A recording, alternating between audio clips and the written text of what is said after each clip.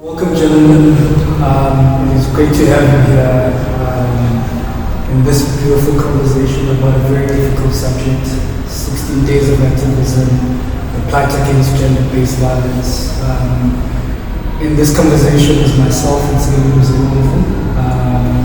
and Dr. Jerry, and my brother Mordecai. Thank you very much, gentlemen, for joining us. And thank you very much for having the courage to speak on this difficult topic. You got me started when you said the anatomy of a man. Yes.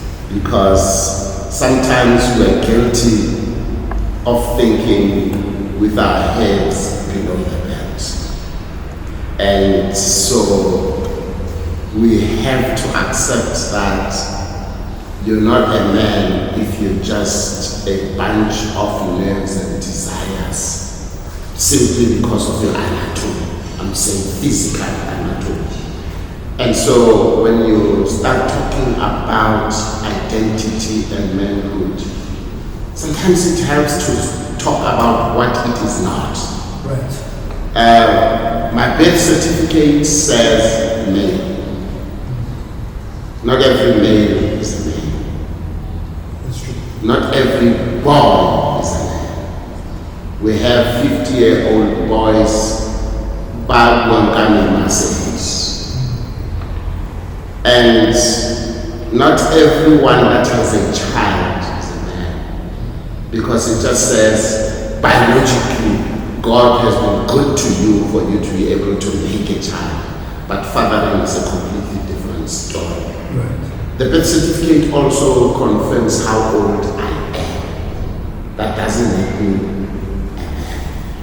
And for now, let me just summarize by saying, I'm a man inside. And what you see me being, doing, confirms who and what I am inside. And I think we'll unpack that more as we go forward. So I'm a man before my years, my birth certificate, my actions. Those things should confirm who and what I am. In this new generation that we're living in, we've gotten to a point where we have the opportunity to really re-educate ourselves firstly in terms of what a man is, and also allow the different spectrums in our society to also find expression of what a man is. Because a man is not just, your outside appearance. There's a lot. And I think that we are now realizing that as men, we've got a huge responsibility to play, in society, in our communities. And for me, the anatomy of a man, we are getting to a new generation where our society now has an opportunity to build a better man in society that is more caring, loving, that is more, that can really participate in general societal changes in culture. There's a new culture that we are building, and I think we're living in that new time now. Even us here with the intergenerational conversation we're having, it affords us the opportunity once again to re-educate ourselves from this conversation, but furthermore, also whoever's going to be listening to this. So for me, I'm really happy that I'm here, to have this conversation. And the anatomy of a man is probably going to be really redefined from this conversation moving forward. Allow me to say, and I'm not just being controversial, there are young people who are more men than old men. There are more people in the transgender community than there may be in the so-called classical men. Men inside. From a gender perspective. Outside. So, which brings me to this, when I was looking at thinking around the whole conversation of identity, and I find it to be twofold. One, it's the circumstances that you are born into, whether it's race or family or so forth, but also then when it comes to being a man, it's also a choice. Because you have to choose to identify as a man. It's a personal choice, and that's why I think you say it starts from inside. Because the age might come, but you don't. I mean, it's like going to initiation school doesn't automatically make you a man, because you may not have accepted what it really means to be a man, and the responsibilities that come with it, and the risks that come with it. Because you have to admit being a man is very risky. Yes. Because one, you're putting yourself in the line of fire to be a protector.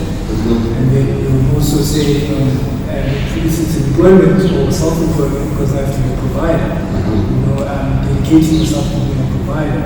And then also you say you're going to be a guide, a light for those that you. So basically, it's a microcosm of leadership, which you then assume yourself into and say, this is what I'm going to take as a responsibility or as my burden, and then run with it on behalf of myself and those that are around me. So it's an identity that is assumed in a greater extent. So which makes it very difficult, because then that means no one can force you to be a man. No one can force you to be a father. Because it's something that you do yourself. So that for me is an identity. Which then, I guess, what is a man? It makes me think, what is a man? Is there a definition where one size fits all? Or is it something we design ourselves? Now that we know that we assume. Is it something that possibly we can explore? Which then brings us to the anatomy. Since you've said a penis doesn't make you a man. It doesn't. Definitely doesn't. So it might just prove that you're not a man. So, and I want to read this. I am a man.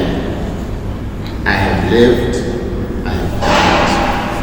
I have loved. I have hated.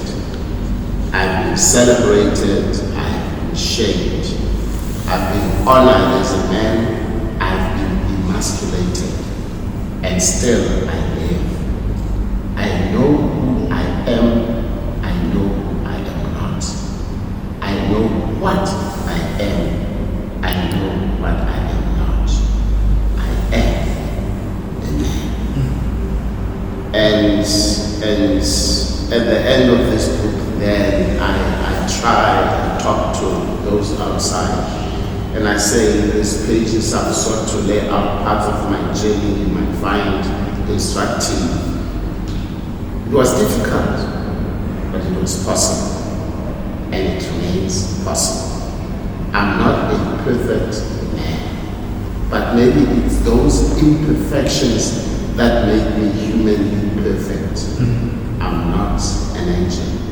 After all, I'm a man. There are many of us who are born male, and from the beginning we are scarred. I talk about wounded tigers. Our fathers ran away, and the fact remains, I argue, they determine our identity. And so the father has run away, the mother has kept me as a secret. And so let me mention this. As a little baby, my mom takes me to Lesotho to the Mofokeng homestead. And the baby starts crying uncontrollably. And the old woman says, "Man, go and tell the child to leave." She takes me outside. Tula buti, tula bukwena, tula wenama no machete. Jupster. I was Macheta before I was called Macheta. And that needs to be understood. I was Macheta before I was called Macheta. That's why when a child is restless and what have you, we are according to who they are. But we grow up with scars and faulty GPS culturally and identity-wise. And it helps when you grow up being told exactly who and what you are. But having gone beyond that, I go back to what I said earlier.